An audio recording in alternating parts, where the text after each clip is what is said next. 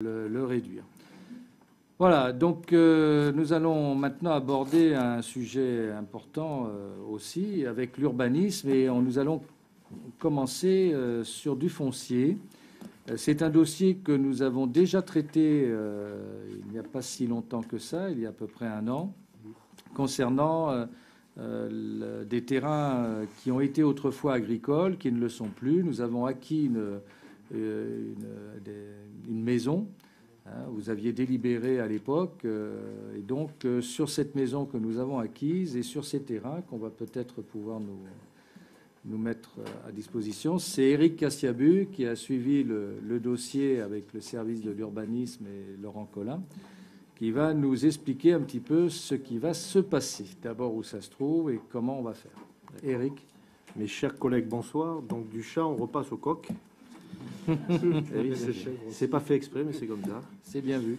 Donc la commune est propriétaire des terrains situés quartier des Plans, figurant au cadastre de la commune, sous la section AK, numéro, je ne sais pas si on arrive à voir, numéro 86, 87, 150, 240, 241, 84, 223, 95, 96, 228, 97, 210, acquis entre 2006 et 2015, le tout pour une superficie totale de 18 677 m², comprenant une maison d'habitation et des annexes. Ces terrains sont situés en zone naturelle N du plan local d'urbanisme PLU et sont également soumis au plan de prévention des risques inondations, zone bleue et rouge. Afin de mettre en valeur ces terrains inexploités depuis leur acquisition, la commune souhaite, conformément à ses engagements électoraux, qu'il s'y développe une activité agricole et tout particulièrement avec de jeunes agriculteurs. Dans ce cadre, 2 jeunes agriculteurs exploitants sur le territoire communal ont présenté un projet de ferme biologique fondé principalement sur la culture en maraîchage de légumes.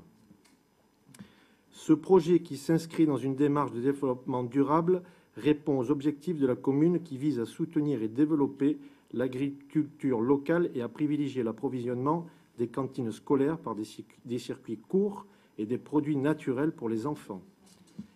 La commune souhaite donc mettre à disposition les terrains et la maison d'habitation au terme d'un bail rural dont le projet est joint à la présente.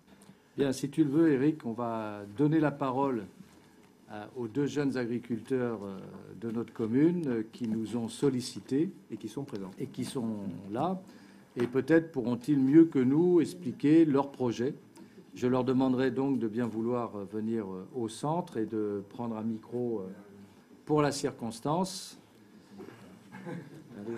Voilà, ils vont se présenter.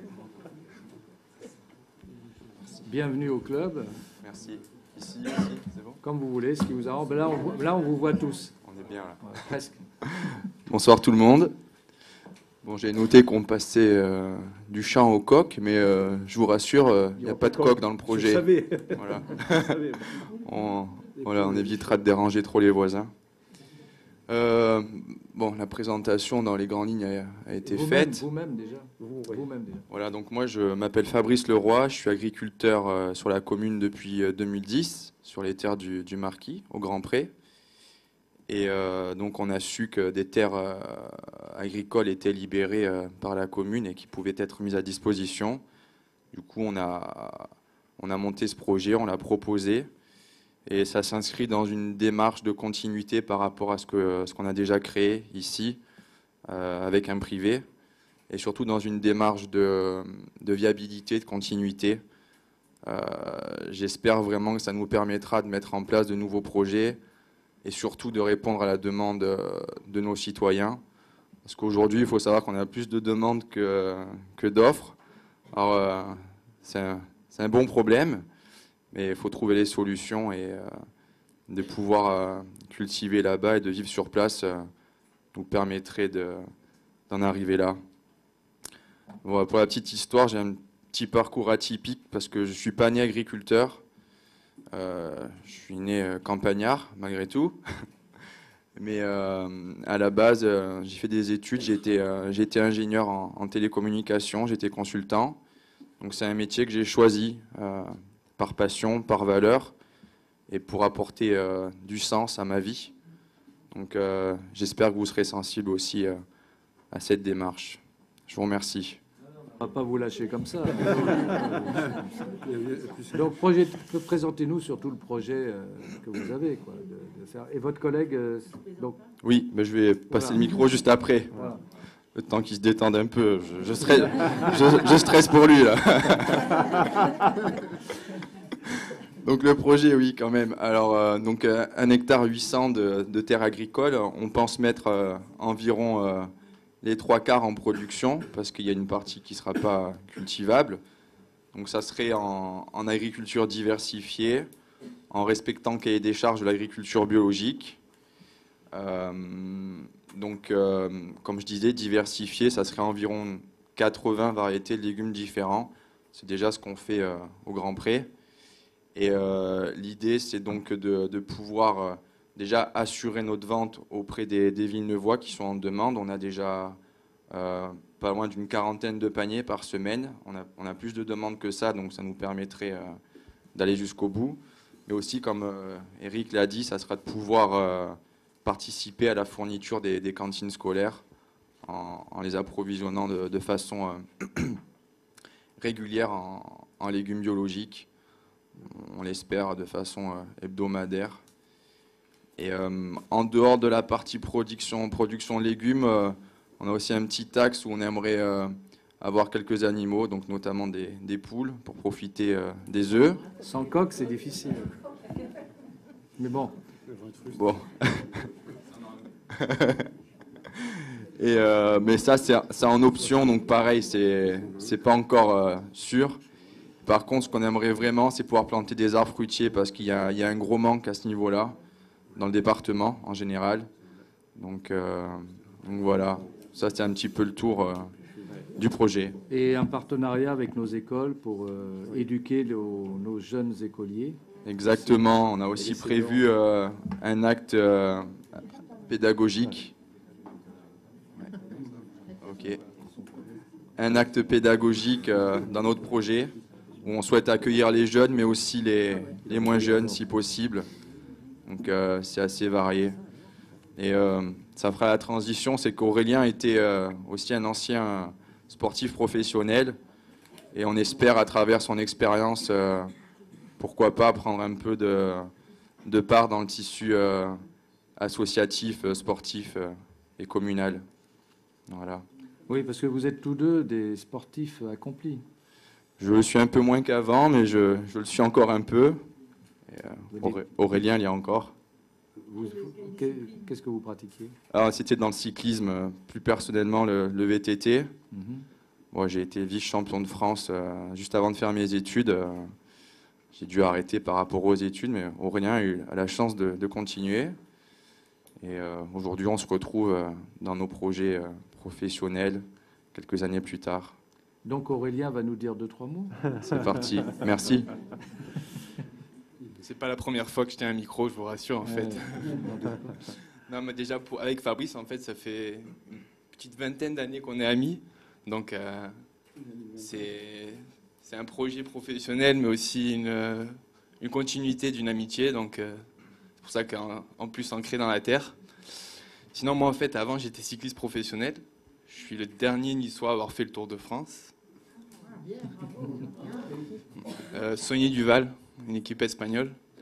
Malheureusement pour moi, j'ai chuté à la 5e étape, donc j'ai pas pu finir sur les Champs-Élysées. Mais si vous connaissez Paris-Nice, j'ai aussi participé à Paris-Nice. Nous avons accueilli il y a quelques années une étape de Paris-Nice à Villeneuve-Loubet. C'était en 2000 ou 2000, si ma mémoire est bonne. Je peux vous dire que je l'ai regardé avec... C'était sur la zone des plans, l'arrivée d'ailleurs. C'était prémonitoire. C'était prémonitoire, peut-être. Voilà. Non, puis voilà, donc ça c'est... Et votre formation, sinon, par ailleurs? Moi, en fait, je suis vraiment du cru. Hein. Mais j'ai ma famille on a une oliverie dans l'arrière-pays. Mm-hmm. Donc j'ai baigné dans la terre, j'ai baigné dans l'huile. Dans l'huile, voilà. Voilà, donc je suis un pur cru.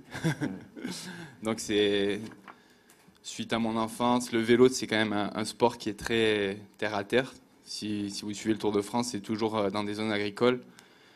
Puis vous connaissez aussi les problématiques du vélo, le fameux dopage. Et moi, c'est pas trop mon centre d'intérêt. Je suis plutôt bio, donc c'était un peu compliqué d'être. Peut-être qu'un jour, les fermes biologiques serviront aux coureurs du Tour de France. Là, justement, il veut développer. Voilà, c'est exactement. C'est justement pour revenir au volet pédagogique du projet.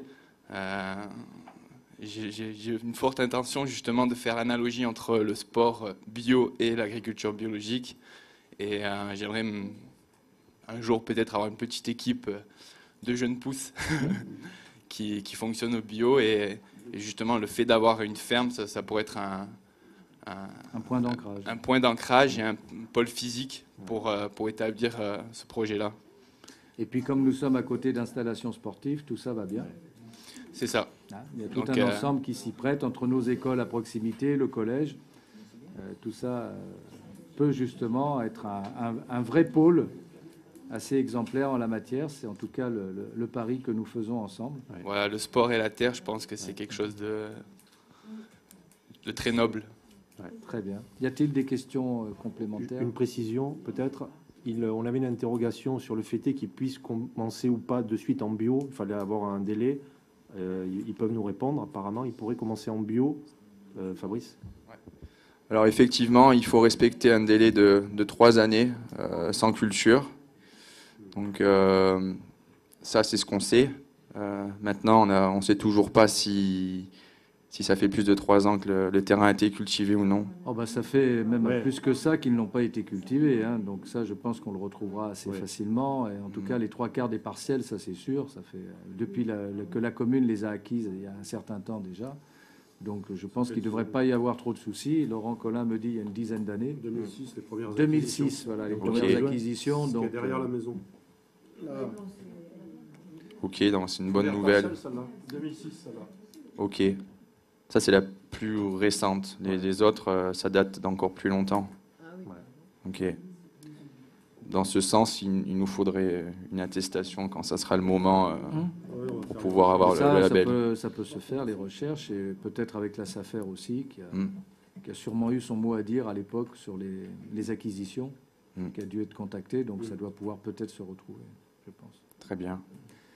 S'il y a d'autres questions, profitez. Voilà, donc Aurélien Passeron et Fabrice Leroy. Voilà. L'un des deux habite la commune d'ailleurs. Oui, Fabrice qui habite moi je suis la sur commune Villeneuve et depuis Aurélien 2010. est sur ses terres. Y a-t-il des questions? Oui, monsieur le maire. Bonsoir, on se connaît, on s'est déjà rencontrés. Bon, si, bien sûr, moi je suis favorable pour l'implantation de tout agriculteur ou de toute mise en place de l'utilisation des espaces. J'ai 2 interrogations. Alors vous allez me dire, j'aurais pu poser la question avant. On a un bail, alors c'est un bail spécifique, puisque c'est un bail à ferme. Je ne suis pas trop calé là-dedans, donc j'ai regardé dans ce qu'on a concernant ce qui nous a été remis. C'est 9 ans renouvelables, puisque c'est 9 ans entières consécutives et renouvelables. Et les motifs de non-renouvellement sont assez contraignantes à mon avis. Sachant que ces terrains à l'époque, et M. Collin l'a rappelé, les premières acquisitions avaient été faites en 2006 sur cette partie-là. La philosophie, c'était prendre de la réserve foncière, et il y avait des projets de développement, d'aménagement, je dirais, dans la continuité de tout ce qui était l'aménagement de la zone, principalement sportif. Donc c'était une mobilisation financière qui était importante. Aujourd'hui, on aura un rapport locatif faible. Alors bien sûr, on favorise, on va pas. Je demande pas, lors de mon propos, je ne demande pas à ce que le rapport locatif soit supérieur.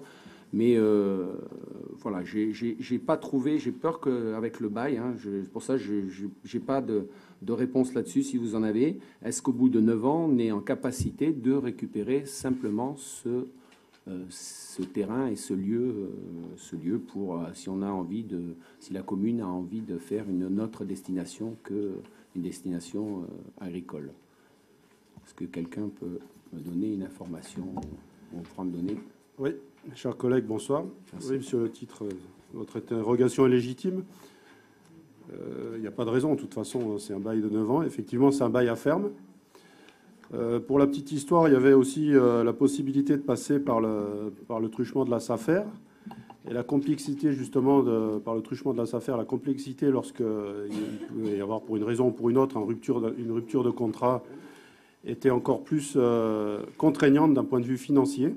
Donc là, on est dans un bail à ferme classique en direct, avec une possibilité, évidemment, de récupérer si l'un ou l'autre des partenaires, c'est comme tout bail, l'un ou l'autre des partenaires décide de le rompre pour des raisons autres qui peuvent être économiques, santé, j'en sais rien, mais bon, il n'y a pas de problème là-dessus. En ce qui concerne les loyers, effectivement, vous avez raison, on n'est pas là pour faire de l'argent, pour parler clairement. Et puis en plus, ce sont des loyers qui sont encadrés par un arrêté préfectoral avec des coefficients. C'est-à-dire que il y a un barème avec des coefficients en fonction de l'état de la maison, le nombre de pièces, la terre, la superficie, etc. Et donc, avec ces coefficients, c'est pas fait n'importe comment, c'est très encadré. On arrive sur la tranche, pas la plus basse, mais pratiquement de la possibilité de location. Donc, le loyer, on fait pas ce qu'on veut, c'est très, très encadré. Je dirais que c'était même avant la loi Duflot. Donc, vous voyez, les loyers encadrés, ça existait bien avant, pour les bails à ferme, bien avant les bails pour les logements. Voilà, donc... je ne sais pas si ça répond à vos interrogations, mais tout est bien encadré, on va dire. Voilà. Oui, non, ma question, je l'ai bien précisé, hein, on n'était pas sur le rapport, hein, c'était juste un complément d'information. C'est vraiment le refus de renouvellement par le bailleur. Je n'ai pas trouvé dans l'article la condition qui nous permette, à un moment donné, si on a un projet, si la collectivité a un projet à ce moment-là, de pouvoir récupérer, je dirais facilement. Je sais pas, moi, ils ont un bail de 9 ans. Ouais. On s'engage pendant 9 ans à les laisser travailler. On s'abstient de tout projet dans un secteur dont je rappelle quand même qu'il est une zone rouge. Et vous l'avez rappelé, depuis que la commune a acquis ces terrains en 2006, il s'y est rien passé depuis. Et ça fait 10 ans.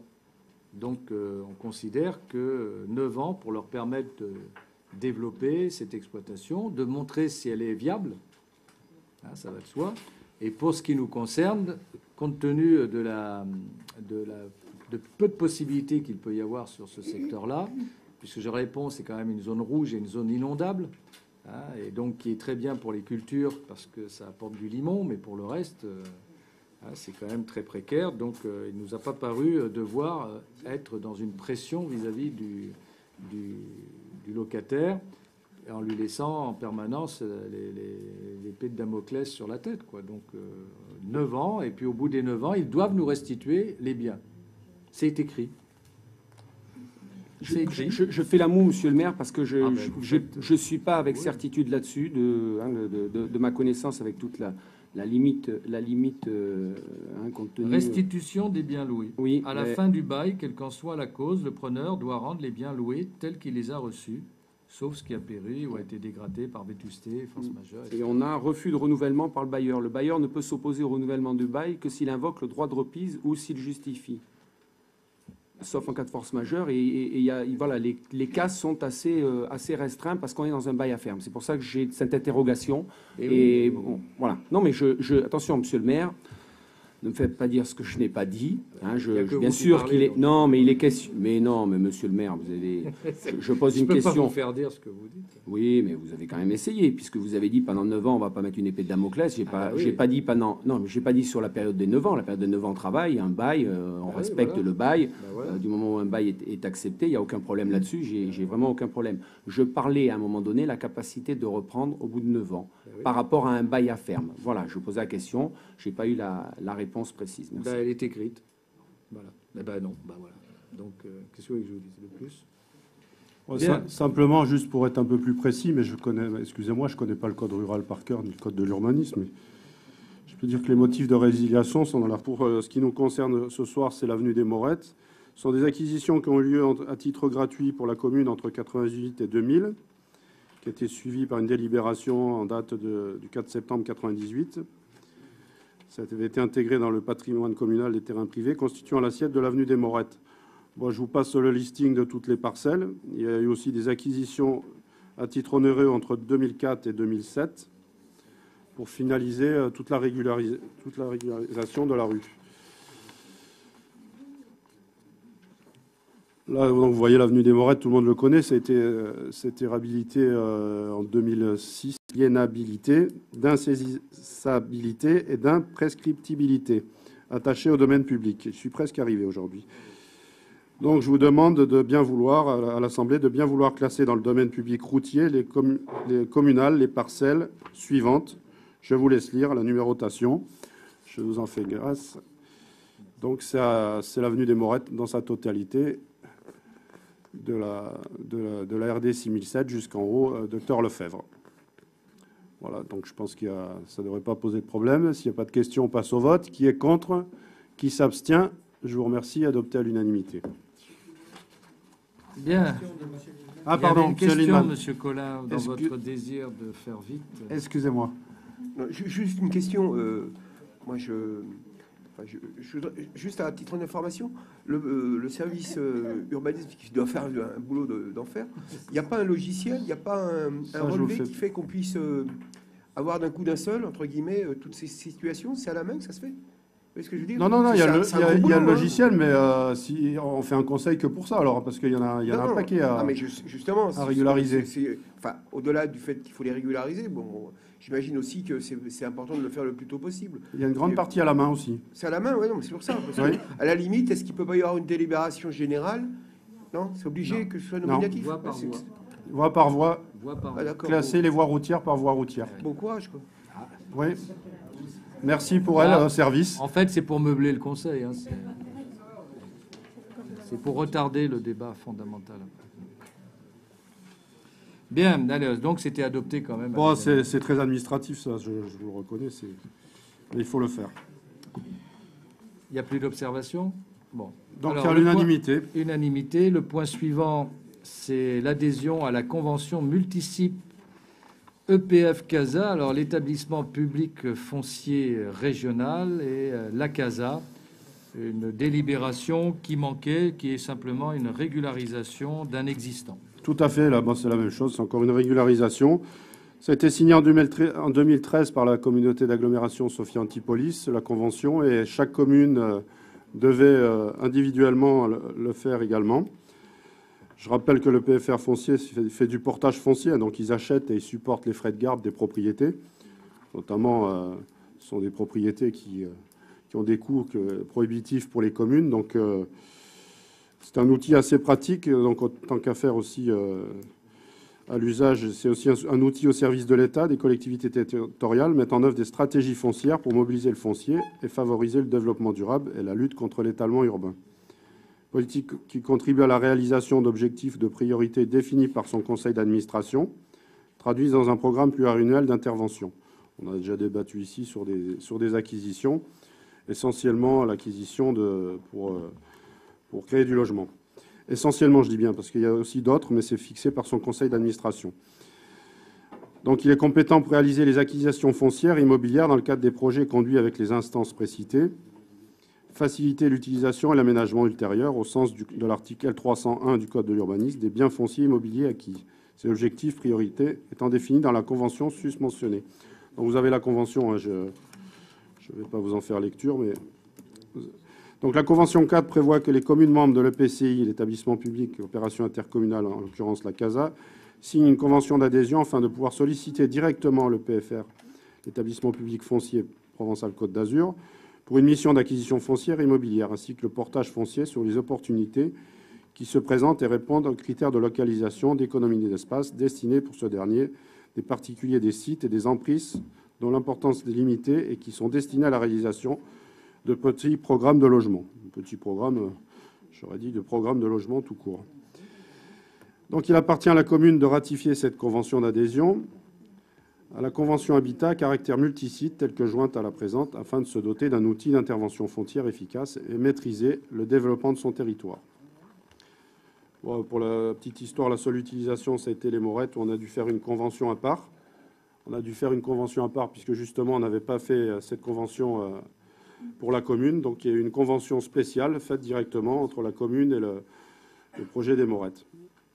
Donc je vous demande de bien vouloir autoriser Monsieur le maire à signer la dite convention d'adhésion à la convention habitat à caractère multisite entre l'établissement public foncier et la communauté d'agglo, telle que jointe, et de prendre acte que Monsieur le maire déléguera au cas par cas le droit de préemption de la commune à l'EPFR PACA. Est-ce que vous avez des questions? Donc nous avons en pièce jointe la convention et le projet de convention d'adhésion. S'il n'y a pas de questions, on peut passer au vote. Qui est contre?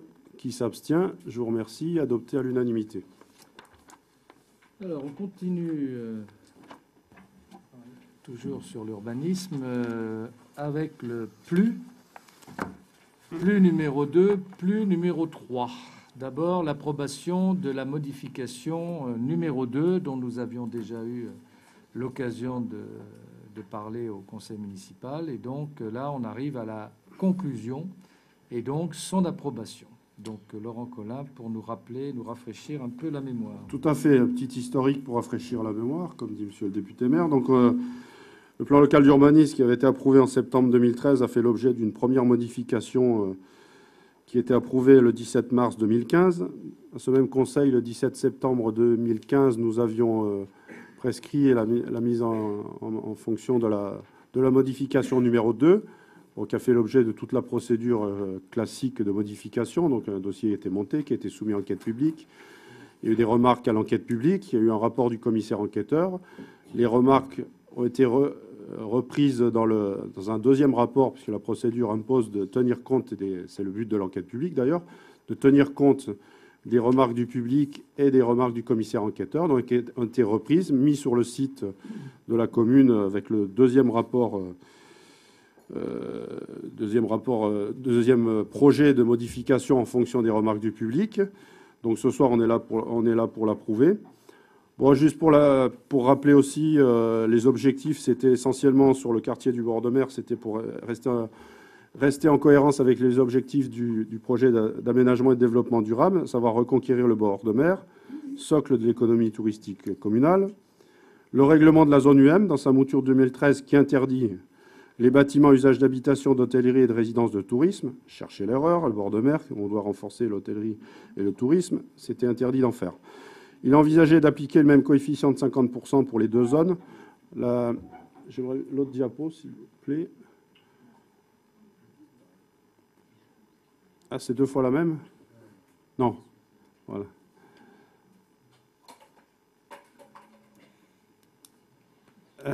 Non, c'est pas grave, on voit le littoral et la zone UEM. Donc, c'était pour être en cohérence aussi sur le coefficient d'emprise au sol de 50% pour les deux zones, la UEM et la UEB, qui est en continuité sur le... Voilà. La zone UEM qui nous concerne là pour l'objet de la modification et la zone UEB qui est en continuité. Donc, on a pour la façade frontale du bord de mer dans une logique qui était confirmée par le commissaire enquêteur. Donc, c'est de mettre les mêmes règles d'occupation du sol et les mêmes règles de hauteur. Puisque le PLU 2013 limitait à 4 mètres à l'acrotère en contradiction avec la réalité, puisque la réalité de ce qui existe est bien supérieure à 4 mètres. Donc, la réalité était portée à 9 mètres du R+2. Le recul de 25 mètres avait été fixé arbitrairement et avait été instauré à l'époque pour une protection paysagère. Et donc, nous, pour être un peu uniforme avec l'habitat existant, qui en fait, parce qu'il y avait des propriétés qui existent et qui se retrouvent coupées en deux par rapport à la bande de 25 mètres, la terre avancée autour de 15 mètres, ça dépend de l'alignement par rapport au bâtiment, avec un renforcement de la protection paysagère par des zones que vous voyez en vert là, où nous avons défini des secteurs à protéger avec des arbres remarquables.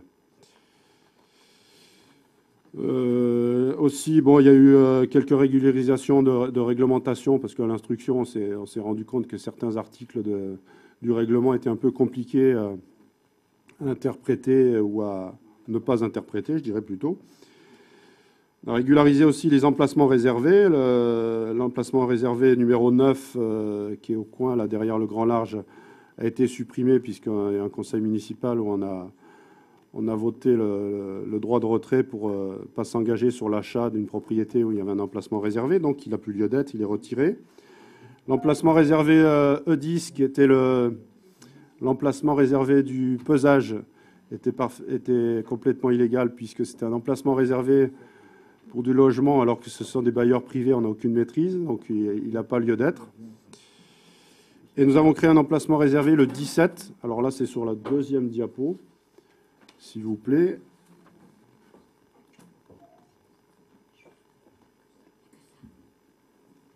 Non, c'est le recto verso. C'est un peu de ma faute, je l'ai envoyé sur le même PDF.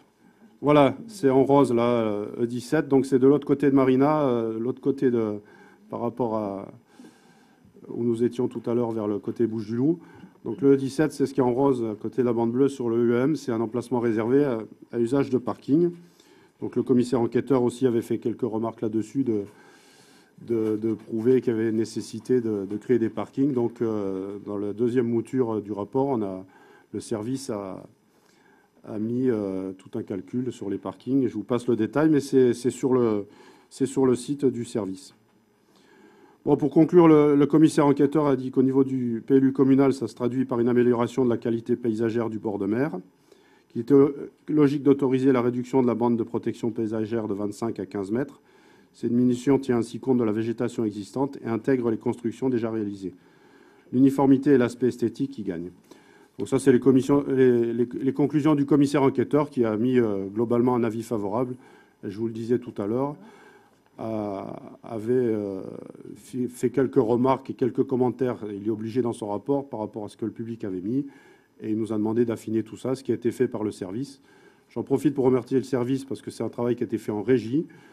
Et je trouve qu'on a beaucoup mieux travaillé déjà qu'avec un bureau d'études. L'économie pour la commune est substantielle quand même, c'est quand même assez important.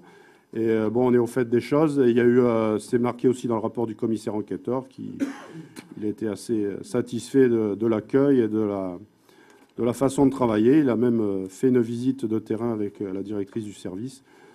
Ça s'est passé dans des bonnes conditions. C'est pas moi qui le dis, c'est le rapport du commissaire aussi. Donc voilà, c'est toujours bien de dire quand ça se passe bien. Et il n'y a pas eu de remarques extraordinaires non plus. Elles ont été respectées. Voilà, donc, je suis désolé, je vous l'ai fait sans filet. Je n'ai pas lu exactement ce qui était écrit, mais j'en arrive à la fin.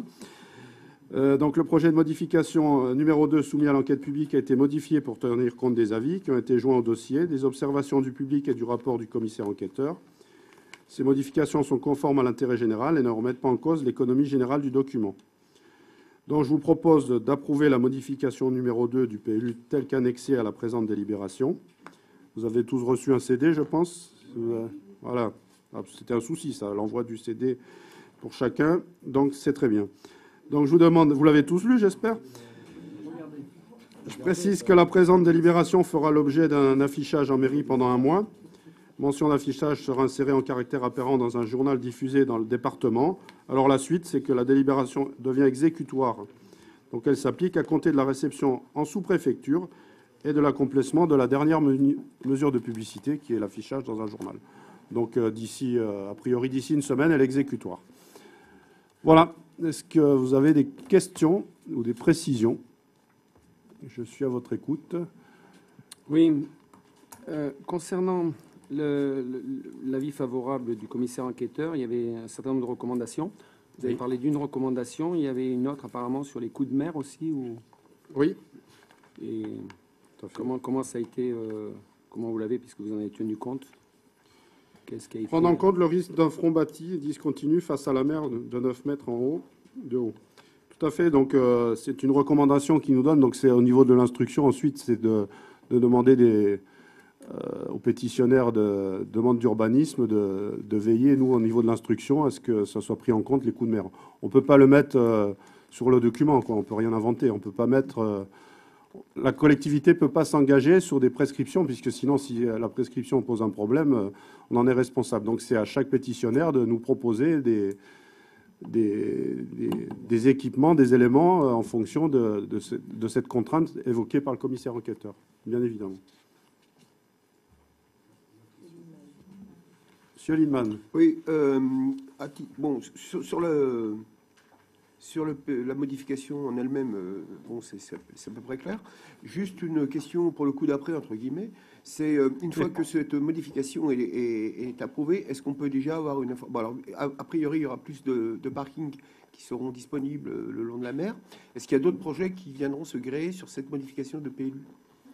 Parce que bon, on modifie le PLU, il y a une logique, parce qu'il y a des choses qui n'étaient pas dans le réel ne correspondait pas à ce que j'appellerais l'écrit du PLU, mais est-ce qu'il y a, parce que c'est des interrogations qu'on peut avoir, est-ce que le changement de la modification du PLU que vous nous proposez va s'accompagner de projets que vous avez déjà en tête? Je ne comprends pas votre question par rapport au parking ou sur...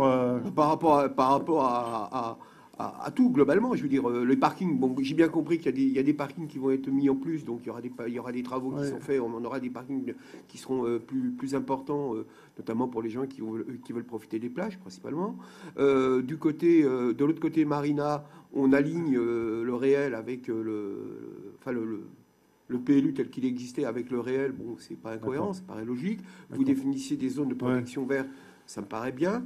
Est-ce qu'il y a derrière ça... est-ce que, je ne sais pas, il peut y avoir des projets immobiliers, est-ce qu'il peut y avoir des projets d'aménagement, etc. Je crois avoir compris votre question. Une modification, elle a un objectif principal. Bah ouais. Après, on y accroche toujours dessus des petites choses. Bon, là, l'objectif avait été clair, c'était la reconquête du bord de mer par rapport au projet d'aménagement et de développement durable. Même le commissaire enquêteur a dit que c'était une incohérence qui existait. Donc, l'objectif principal, c'est ça. On en a profité pour régulariser tous les emplacements réservés, ceux qui n'existaient plus. Quelques règles dans le règlement.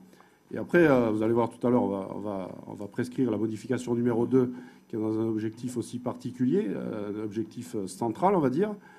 Et bon, au fur et à mesure, comme vous disiez tout à l'heure, bon courage. Au fur et à mesure, on reprend secteur par secteur. Nous sommes aperçus que il y a une partie au bord de la RD 6098, il y a des règles complètement aberrantes au niveau des hauteurs, des autorisations qu'il puisse y avoir. Enfin, il y a un secteur qui est complètement gelé.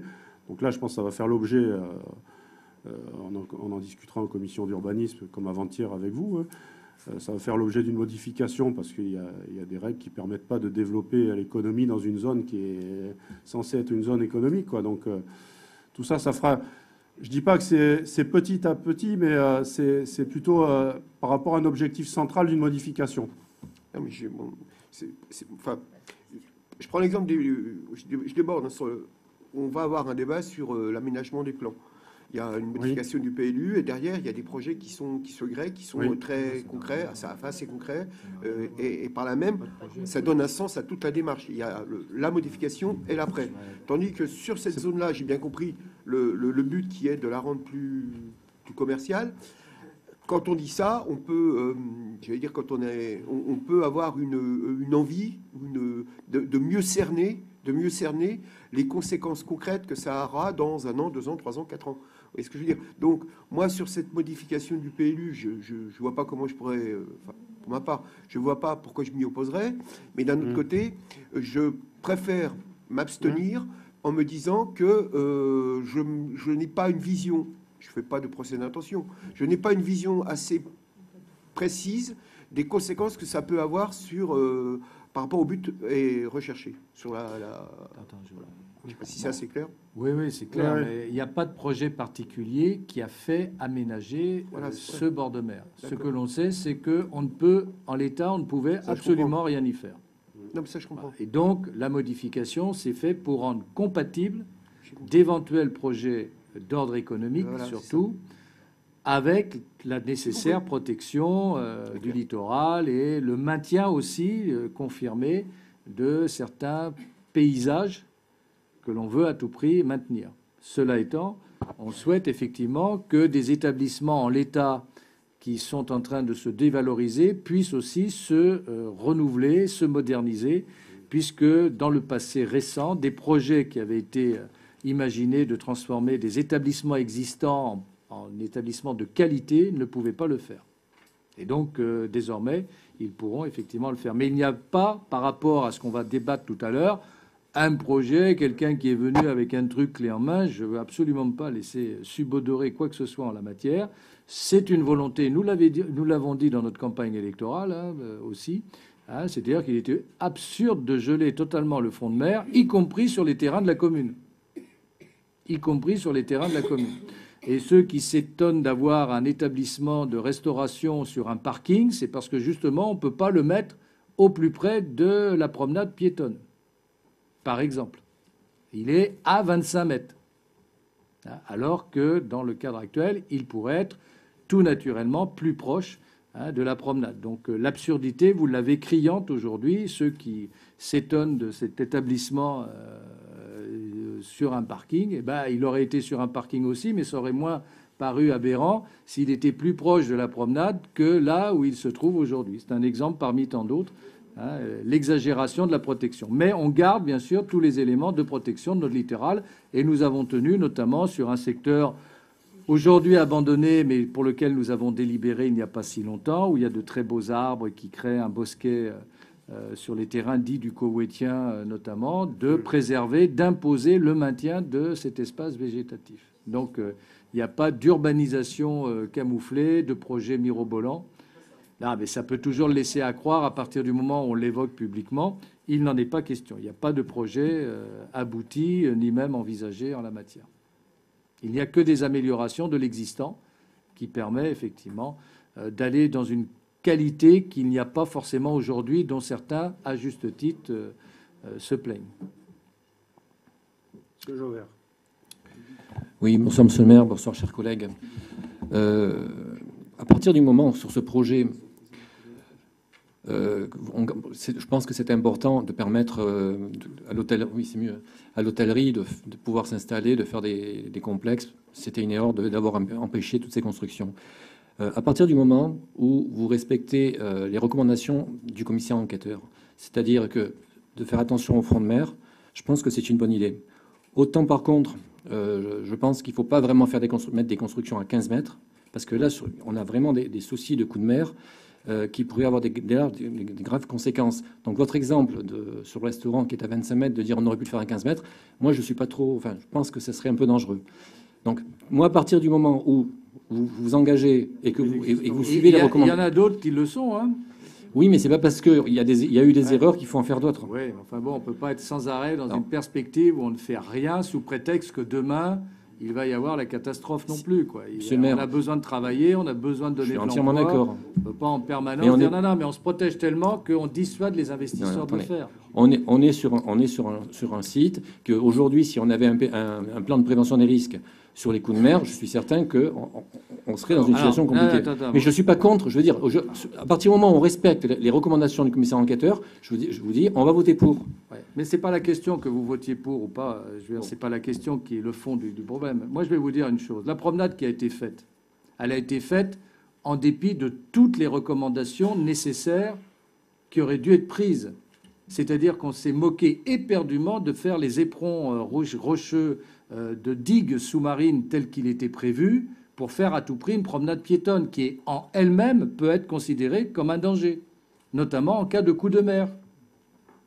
Et donc, la logique de l'intelligence, au lieu de prendre ses responsabilités, c'est-à-dire de faire ce que nous avions débattu, nous, au conseil municipal, dans les années 95-2000, avec un projet validé dans un contrat de plan État-région de digues sous-marines pour un investissement à l'époque de 15 millions de francs, qu'on a foutu à la mer et dont on retrouve aucune trace nulle part. Et on s'est dit, ça fait rien, on recule de 25 mètres, comme ça, on est tranquille sur les conséquences. C'est pas notre idée. Et je peux vous le dire, j'ai demandé à Laurent Collin et à Marie Benassayac de travailler dans le cadre du contrat de baie, où nous sommes la seule commune à n'avoir rien sorti pendant tout le temps du contrat de baie, bien qu'on ait une ligne de protection côtière, de reprendre justement les études nécessaires pour protéger notamment l'établissement public qui est le centre nautique, dont on ne peut absolument rien faire dès qu'on a un coup de mer. Et Marcel Piacentino connaît bien la question, puisqu'il y est, par vent d'Est. Tout ça, ça a été mis de côté, enfoui, parce qu'on ne voulait pas dépenser un centime.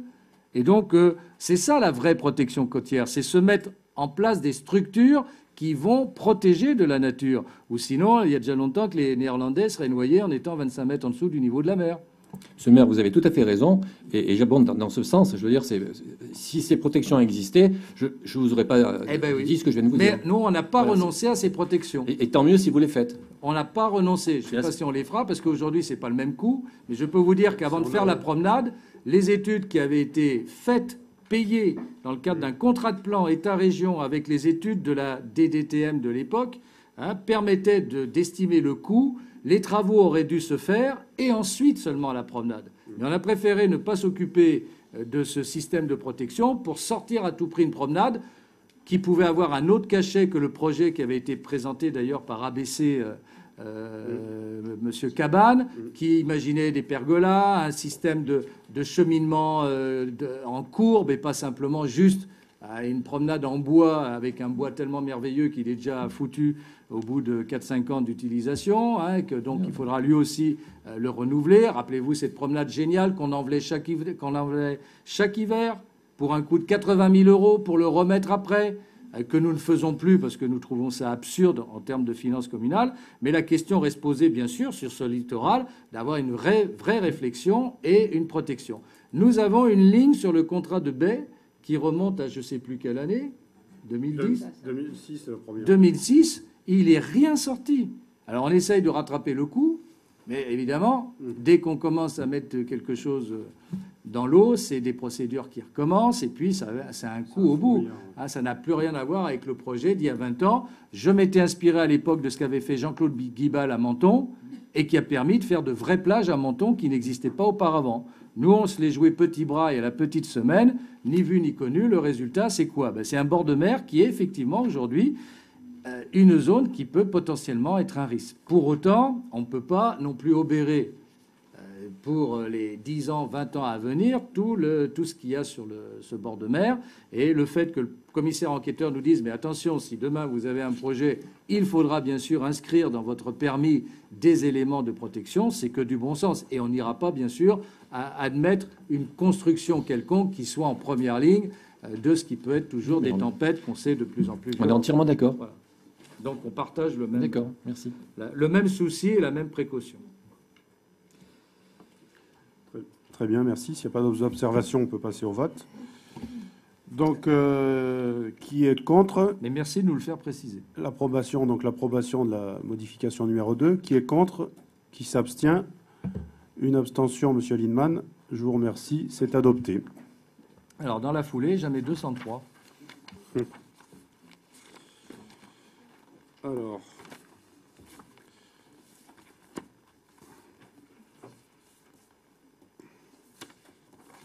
Excusez-moi, jamais 203, effectivement, mais comme on est déjà en train de travailler sur la 4, je ne sais plus où trop où j'habite, là. Alors, face à la mer, oui. Donc là, c'est le lancement, c'est la prescription, c'est ce qu'on a fait pour la modification qu'on vient d'approuver pour la modification numéro 2. On l'avait prescrite le 17 septembre 2015. Donc ça vous laisse une idée du travail quand même qui est fait relativement rapidement, parce que des modifications qui sortent en 6 mois entre le moment où on l'a prescrit et le moment où on l'approuve, c'est très fort.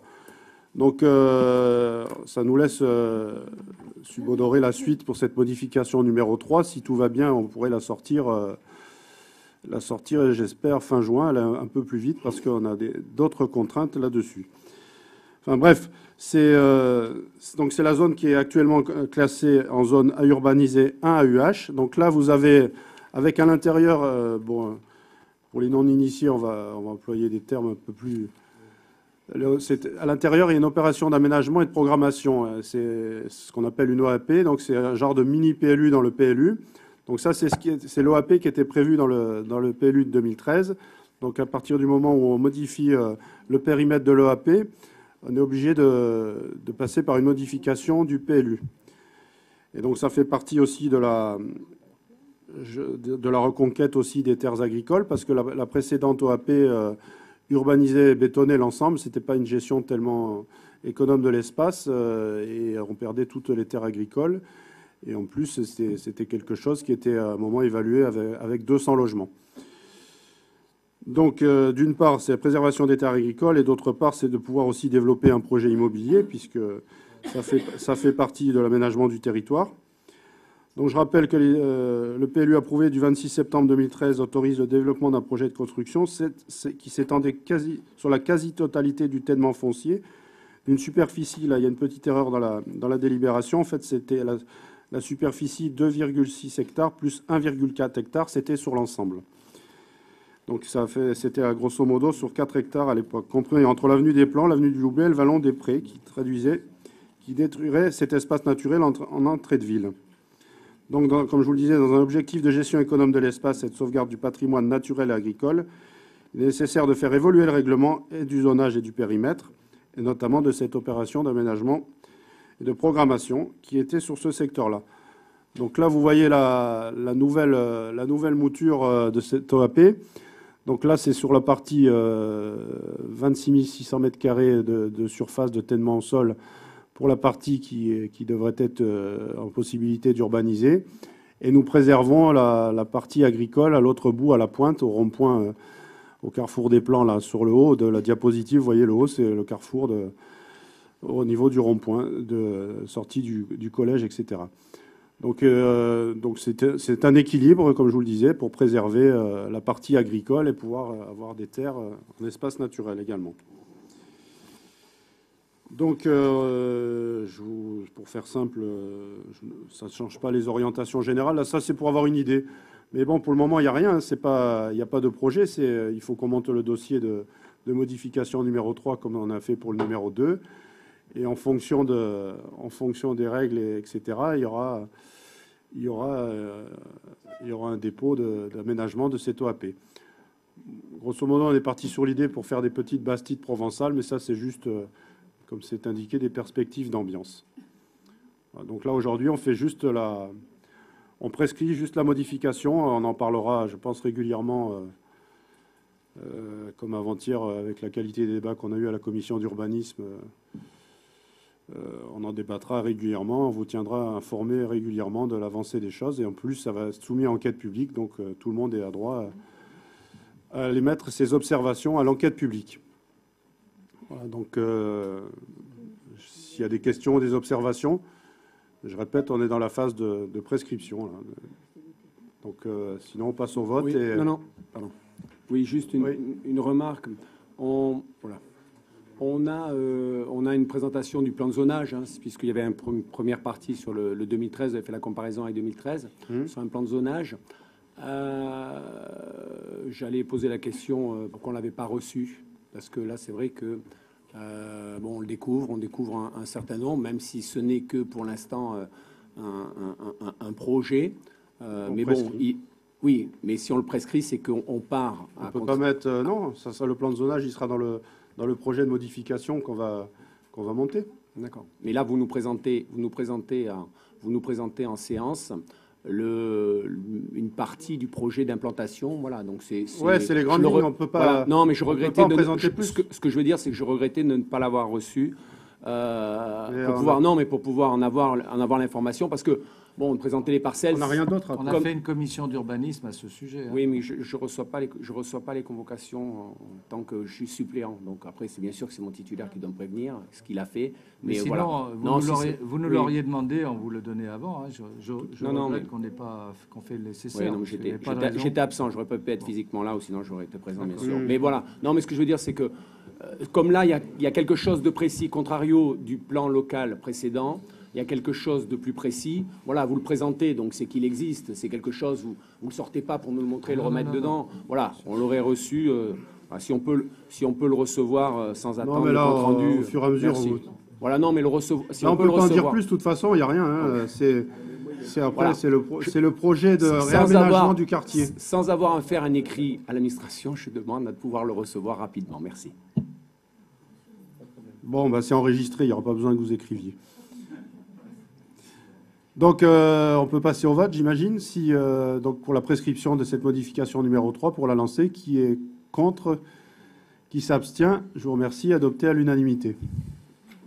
Donc, la prescription de la modification numéro 3 et donc, dans la foulée, le projet d'aménagement du quartier des Plans, la cession des parcelles. Alors, je veux indiqué la présence d'Élodie Sayag qui nous avait dit qu'elle arriverait en cours de conseil, et dire que sur la délibération précédente concernant la modification numéro 2, M. Dominique Gau ne prend pas part au vote, que ça soit enregistré.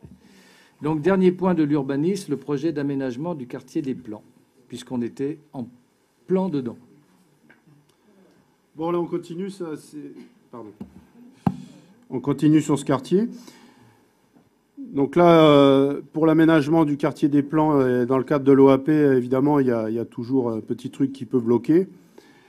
Et il y a trois parcelles, là, vous le voyez à l'intérieur du cercle, qui sont communales. Et évidemment, pour qu'un aménagement d'OAP, il est global. Donc il faut que le promoteur immobilier qui investit là-dessus, il est obligé de proposer un projet sur la globalité du secteur qui a été mis en zone urbanisable.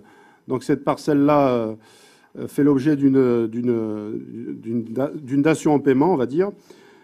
C'est intitulé une cession des parcelles communales AL 58 59 60. Donc ce sont ces trois parcelles-là qui figurent au cadastre. Elles avaient été acquises, pour mémoire, elles représentent 5804 mètres carrés, acquis suivant un acte notarié le 18 décembre 2002 pour un montant de 225 400 €. Elles appartiennent donc au domaine privé communal et font l'objet d'une exploitation agricole. Ces terrains sont situés donc dans la zone actuelle qui est 1 AUH, à urbaniser du plan local d'urbanisme en vigueur, et sont concernés par une servitude de mixité sociale. Ils sont également soumis au plan de prévention des risques d'inondation en zone bleue.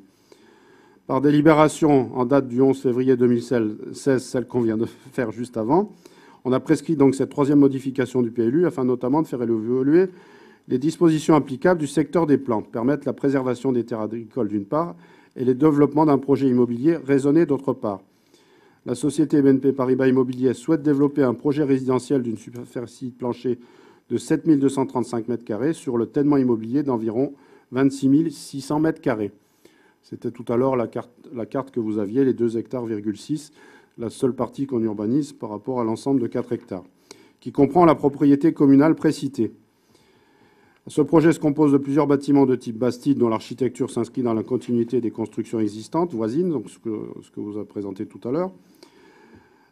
Donc cette société a présenté, la commune est obligée de faire l'acquisition de cette partie des trois parcelles, de 5804 mètres carrés. Donc au prix global qui avait été, pour personne soit spolié dans le quartier, donc l'acquisition, je vous passe les détails, sur 1 an et demi de réunions de travail pour mettre tout le monde d'accord autour de la table et pour pouvoir arriver au bout de cette OAP, parce que sinon ces terrains, dans 20 ans, on restait comme ça, il ne se passait rien. Et en plus, ils repassent en espace naturel. Lorsque une zone AUH, au bout de 9 ans, n'a pas été soumise à un projet, elle bascule en espace naturel. Donc après, on a tout gagné, on ne peut rien y faire. Donc là, cette offre d'achat est au même prix que les achats des autres parcelles, donc 150 € le mètre carré, ce qui fait une acquisition à 870 600 € hors taxe de nos parcelles communales. Et par voie d'échange, donc il y a un paiement, ce que je vous disais tout à l'heure, c'est aussi par voie d'échange un paiement aussi en nature des parcelles qui sont à l'autre bout. Alors là, vous les voyez, sont en rouge. Je ne vous énumère pas toute la numérotation. Donc là, au prix agricole, donc 45 € le mètre carré, ce qui nous fait une somme de 169 605 €. Donc la différence, elle va être payée donc, financièrement. La différence, je vous laisse faire le calcul. 800, je ne sais pas si je l'ai, 870 600 € moins, ce qui nous reste 169 605 €. C'était autour de 700 995 €. Voilà la dation en paiement, la procédure de dation en paiement. Donc simplement, je vous demande d'autoriser la cession des parcelles AL 58 59 60 de contenance de 5804 mètres carrés à la société BNP Paribas Immobilier, cédée à 870 600 € hors taxe. Remise par voie d'échange, avec ce que je viens de vous dire, les parcelles en bout, là, près du rond-point, qui font 3769 mètres carrés, pour une somme de 169 605. Et le versement en numéraire de la soulte, puisque la différence est de 700 995 €. Voilà. c'est un échange de procédés, on va dire, où la commune n'est pas perdante, puisque sur la petite affaire, on a quand même... ça a été bien négocié par les services, et puis c'était obligatoire de faire comme ça, puisqu'on ne pouvait pas laisser 3 parcelles enclavées, soumises à une servitude d'urbanisation. Voilà, donc si vous avez des questions... Ah, ça fait du bien. Super.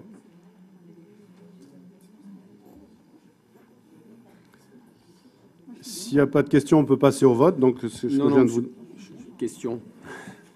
Question, précision. Vous l'avez précisé, il y a une exploitation agricole actuellement sur ces parcelles. Oui. Il y a une négo qui a été faite. Oui, mise à bail, c'est géré dans le cadre de la cession et de l'acte chez le notaire. C'est géré directement entre le promoteur et les exploitants. Donc, c'est géré dans le cadre du bail. C'est eux qui le gèrent. Oui, oui. Oui, parce que la sauce aurait pu coûter plus cher que le plat. Là. Voilà. Alors, autre question, les parcelles donc, qui sont échangées, hein, les parcelles, les 70, 105, 107 jusqu'à 140, hein, avec des interruptions, elles appartiennent à la BNP actuellement ou elles sont encore... puisque c'est la BNP qui... De l'OAP, c'est les terrains privés, c'est ce que je disais tout à l'heure. Ça a été négocié sur un prix pour spoiler personne. Ceux qui voulaient préserver les terres agricoles, il y en a même qui ne vendent pas. Dans l'OAP, il y a des zones, je ne sais pas s'il y a une diapo où ça apparaît. D'accord. Il y a des zones en blanche où... Oui. Mais ça aussi, on en a... D'accord. En lisant la délib, donc on aurait pu comprendre que ça appartenait à la BNP puisque c'est avec la BNP qu'on a l'accord. D'accord. Voilà. Donc je voulais avoir cette précision là puisque je ne l'ai pas. Autre précision, là, il y a marqué une soulte immédiate, hein, un règlement. Il n'y a pas de conditions suspensives, aucune liée à l'obtention du permis ou autre, puisque... Pour nous, non. Par contre, pour le promoteur, il y a des conditions suspensives, évidemment, à l'obtention du permis. C'est pour ça que je disais tout à l'heure, il faut bon, ça, c'est eux qui voient chez le notaire, hein, c'est pas nous qui rentrent en ligne de compte. C'est pour ça que je disais qu'il faudrait que la modification soit approuvée pour la fin juin pour pouvoir avoir soit purgé de tout recours le permis. Et donc, c'est 6 mois, toutes les possibilités de recours, c'est 6 mois. Donc, il faudrait pouvoir... donc, eux, ils ont jusqu'à la fin de l'année pour que ce soit purgé de tout recours. Donc, l'approbation devrait avoir lieu fin juin pour qu'eux, ils soient dans les clous pour pouvoir avoir toutes les obtentions sans les recours jusqu'au 31 décembre. Je repose la question, pardon. Sur la demande qui nous est faite aujourd'hui, du projet d'aménagement des plans, c'est bien une cession de parcelles avec un échange, une contrepartie financière. Donc aujourd'hui, il y a une condition suspensive, oui ou non? Je parle avec la BNP, puisque la BNP, aujourd'hui, demain, nous votons ou nous ne votons pas ce soir. Bon, nous votons, parce qu'a priori, nous partons... suspensive, c'est un échange de... Non, si demain, la BNP devient donc propriétaire, d'accord, des terrains, puisque c'est... À moins que je n'ai pas tous les éléments, la BNP devient donc propriétaire de nos terrains. Demain, elle... Pour une raison X ou Y, ils le payent, ils l'achètent, ils sont propriétaires, et à partir de là, il n'y a aucune condition suspensive. Ils peuvent garder, si jamais, pour une raison X ou Y, demain, nous décidions de ne pas donner suite ou autre pour des raisons X ou Y, d'accord, ils auront pris, il n'y a pas de condition suspensive. Non, mais je posais la question, je n'ai pas d'arrière-pensée quelconque là-dessus. C'est comme je n'ai pas les éléments, je voulais juste savoir. Voilà, donc, d'accord. Et alors, après, vous nous demandez de signer l'avenant. Non, c'est pas ça, pardon. Excusez-moi. Je voulais juste préciser aussi que c'est quand même une belle plus-value, hein, et juste rappeler que les réserves foncières ont été faites quand même sur une partie de l'emprunt. Bah écoutez, si c'est que ces parcelles-là sur la totalité des emprunts que vous avez faits, ça a été très coûteux alors. Bon, mais il n'y a pas que des choses négatives qui sont faites dans les emprunts. Les emprunts, c'est fait pour anticiper les choses, bien évidemment. Je reviens sur ce qui vous a été présenté tout à l'heure dans le cadre de la modification numéro 3. Les cessions de terrain sont l'anticipation de cette modification et la concomitance des choses sur un projet quand même qui est en plan, c'est le cas de le dire, depuis bien longtemps. Et donc, nous sortons enfin du tunnel sur ce secteur, dont je rappelle quand même que le projet trouvé, si on veut me remettre la diapo tout à l'heure, voilà, urbanisait tout le secteur. Et sur lequel on n'a pas abouti, à tel point d'ailleurs que le promoteur précédent, Kaufmann & Broad pour ne pas le nommer, a jeté l'éponge. L'architecte est resté, heureusement, et avec la nouvelle municipalité, nous avons repris les négociations avec l'ensemble des acteurs. Des propriétaires sur ce terrain qui ne voulaient absolument pas se retrouver encerclés de béton, notamment la propriété Foissy que l'on voit sur la gauche du plan, et puis les agriculteurs, comme notamment l'exploitant Giordano, qui se seraient retrouvés sans terre agricole. Et puis nous-mêmes qui n'acceptions pas l'idée d'avoir environ 200 logements sur le secteur, faisant une entrée de ville pour le moins très très nouvelle par rapport à ce dont tous les visiteurs de notre commune et puis les Villeneuvois eux-mêmes ont l'habitude. Donc, en recentrant, on revient sur le nouveau document, en recentrant sur cette parcelle-là, bien sûr, nous avons diminué les possibilités de construction. Nous sommes bien contraints de faire au moins une centaine de logements malgré tout, parce qu'il y a un équilibre financier pour le nouveau promoteur, BNP Paribas, qui privilégie la qualité compte tenu de ce qu'il représente par rapport à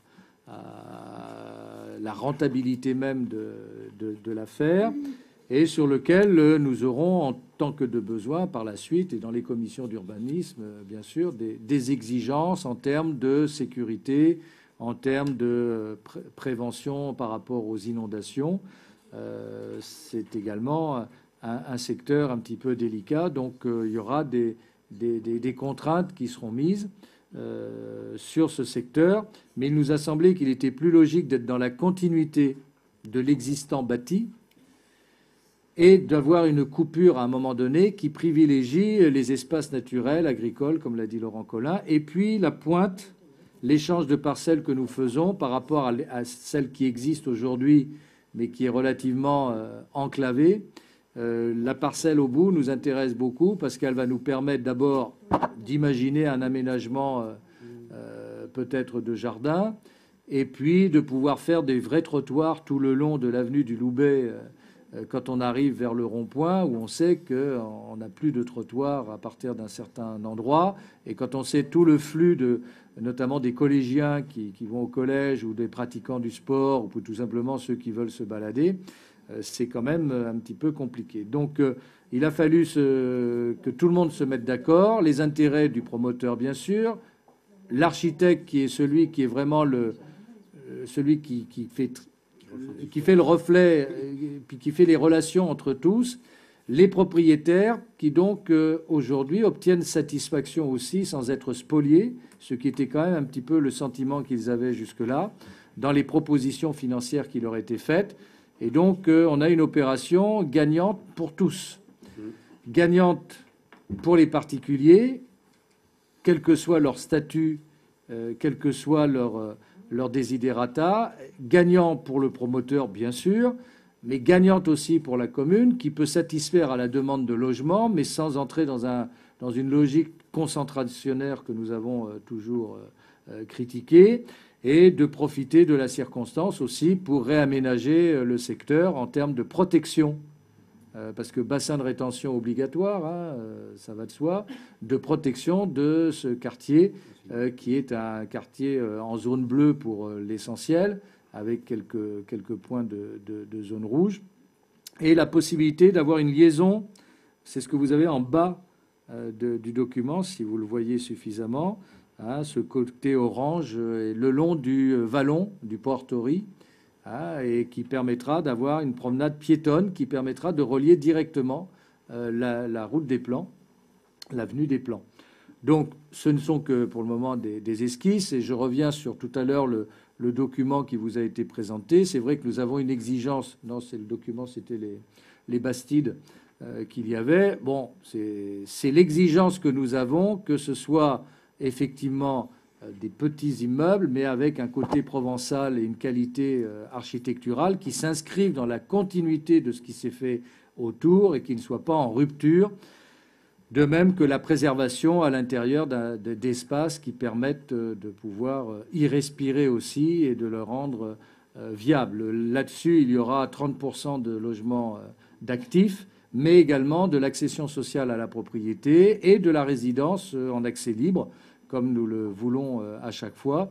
Et donc, nous devrions avoir sorti ce territoire de son inertie, parce que comme l'a rappelé tout à l'heure Laurent, si nous restions bloqués comme nous l'étions, eh bien, le secteur n'étant plus aménageable allait redevenir en espace naturel, c'est-à-dire agricole, avec en plus une conséquence pour les particuliers, vu la loi Allure, d'une taxation exorbitante sur des terrains agricoles non aménagés, comme le veut la loi désormais, pour inciter les propriétaires à vendre leurs terrains pour permettre des réalisations. Donc, on s'évite aussi ce risque qui était patent en la matière. Et nous en avons parlé en commission d'urbanisme ensemble, et nous avons, Serge Jauvert, Pierre Liebmann, débattu longuement mardi sur la perspective. Je pense qu'effectivement, pour les Villeneuvois, ça sera garder le charme, quand on arrive sur Villeneuve-Loubet, d'avoir toujours des espaces ruraux, des espaces agricoles, et effectivement de satisfaire aux nécessités du logement, tout en ne spoliant pas, je le répète quand même parce que c'est important, les propriétaires qui attendent maintenant depuis, je vais dire 20 ans, mais plus particulièrement depuis ce permis d'aménager, depuis une douzaine d'années. Donc c'est une opération dont je souhaite qu'elle puisse se poursuivre, puisqu'on a un partenaire financier solide. BNP Paribas, c'est quand même, par les temps qui courent, quelqu'un qui fait référence dans le domaine de la construction et de la construction de qualité. Et donc, cet échange de parcelles va être aussi une bonne affaire pour nous, comme vous le faisiez remarquer. On ne va pas le dédaigner par les temps qui courent, c'est le moins qu'on puisse dire. Voilà. On fait une bonne opération. Je ne sais pas si c'est tout l'emprunt précédent qui a permis l'acquisition des terrains. Je plaisante, ne le prenez pas au mal. Non, je ne prends pas mal, monsieur le maire. Mais bon, je tenais quand même, le signaler quand même. Les acquisitions, les acquisitions foncières font partie, parce que on n'achète pas un terrain, dans une commune pour le payer sur le budget à l'instant T. C'est pour ça que l'emprunt, à un moment donné, a une nécessité. Voilà. Je ne sais pas, vous l'avez payé combien à l'époque? Je ne saurais pas vous dire, monsieur le maire, je n'ai pas fait la recherche. 225 000 euros. 225 400. Ouais. Bon, nous, on a acquis les locaux. C'est en 2002. Les locaux du terrain Carlo pour 450 000 euros et sans emprunt. Enfin bon, vous voyez. Non, au budget, il y avait bien un emprunt au budget, monsieur le maire. Et bien sûr. Ce qui est important, il y avait un emprunt au budget. Ce qui est important, c'est d'avoir. C'est pas celui-là qui a servi à le faire. Sur le titre, ce qui est important, c'est d'avoir fait l'emprunt pour quelque chose, parce que s'il n'y avait pas eu un travail de fourmi de service d'urbanisme, ce que je disais tout à l'heure, ces terrains, ils restaient comme ils étaient, et il y aurait eu un emprunt pour rien, quoi. On aurait fait une acquisition de terrain pour rien. Donc, ce qui compte, c'est la continuité du travail. Et il y avait une exploitation agricole. On revient à la discussion de tout à l'heure. Pour vous dire là-dessus, c'était un travail, comment dirais-je, de sociologie intense. Il y avait ceux qui voulaient pas vendre, qui s'intéressaient pas. Il y a ceux qui voulaient vendre, prendre le maximum. Il y a ceux qui voulaient pas trop de béton. Il y a ceux qui étaient pressés. Il y a ceux qui étaient pas pressés. Ça concerne, je sais plus combien de familles. C'était un truc de fourmi. C'était un travail sociologique énorme. Donc là-dessus, si on n'avait pas mené ça un an et demi de débat, de réunion, bon, le détail, c'est notre problème, mais je peux vous dire qu'on avait plus de chances à ce que ça reste un emprunt pour rien, d'avoir acquis un terrain qui serait resté comme il était, et une zone qui redevenait en naturel, et voilà. Donc, et c'était une OAP pour rien, parce qu'en plus, une OAP, on doit refaire les entrées de ville, on a des obligations de traitement des eaux, des eaux de pluie, etc., comme l'a dit monsieur le maire. Donc, je disais tout à l'heure, c'est un mini PLU dans le PLU. Elodie. J'ai une question peut-être bête, mais je voulais savoir, comme il y a un gros écart entre au prix où il a été acheté et au prix où il est revendu, Je ne sais pas comment ça fonctionne pour une mairie, mais est-ce qu'il y a une taxation? On va payer une grosse taxe dessus sur la plus-value ou pas? J'avoue, je ne me suis pas posé la question. Après, la plus-value, c'était acheté aussi en 2002, donc non, il n'y a pas d'impôt. Non. Il y a pas, on est un établissement public, donc je pense pas. Mais bon, c'est la question. C'est vrai qu'on peut se la poser. Mais une proposition de loi de certains. Non, non, tant qu'elle n'y est pas là. Généralement, de toute manière, on ne saurait être à perte. Hein. Ça aurait été compliqué. Donc tant mieux qu'on soit gagnant en la matière. Ne donnez pas trop d'idées pour qu'il y ait une taxe supplémentaire. Mais il y en a eu quand même 149 de créés depuis 2012. Donc je suis très inquiet là. Et avant aussi, d'ailleurs. C'était une question. Je me suis avant dit, aussi, on est d'accord. Une tradition bien française. Il aurait fallu la prendre en compte, quoi. C'est surtout oui, ça, quoi. mais ça n'est pas. Ça ne rentre pas dans nos considérations. C'est pour ça qu'il ne s'est même pas posé la question. Y a-t-il d'autres observations, Monsieur Lindemann? Non, juste une remarque avant le vote. Bon, moi, je trouve qu'il y a une cohérence. Pardon. J'apprécie. Je trouve que c'est important qu'il y ait une cohérence entre la modification du PLU 3 qu'on a voté, la délibération sur les parcelles, l'échange des parcelles, un pré-projet qui nous permet de donner un sens à tout ça, le choix de faire 110 logements au lieu de 200. Moi, je vais voter ces deux délibérations, tout en sachant que, et je crois que vous l'avez dit dans vos propos, donc je vous en fais confiance, que le fait de dire on passe de 110 logements, enfin passe de 200 logements à 110 logements, n'implique pas qu'on renonce à implanter des logements ailleurs. Donc il y a un équilibre nouveau qui se crée, et c'est une bonne chose. C'était aussi dans le tout petit programme qu'on a présenté. Donc c'est pour ça que quant au débat sur l'utilisation, enfin de la politique, de qui peut disposer des logements, on l'aura largement le temps venu au moment où les projets seront d'ores et déjà, on sait le cadre général. Tout à fait. Ce qui ne nous empêche pas d'avoir peut-être des nuances ou d'avoir des précisions à demander le moment venu sur l'utilisation des 110 logements. Bien sûr, bien sûr. Et de leur répartition. Donc, pour terminer,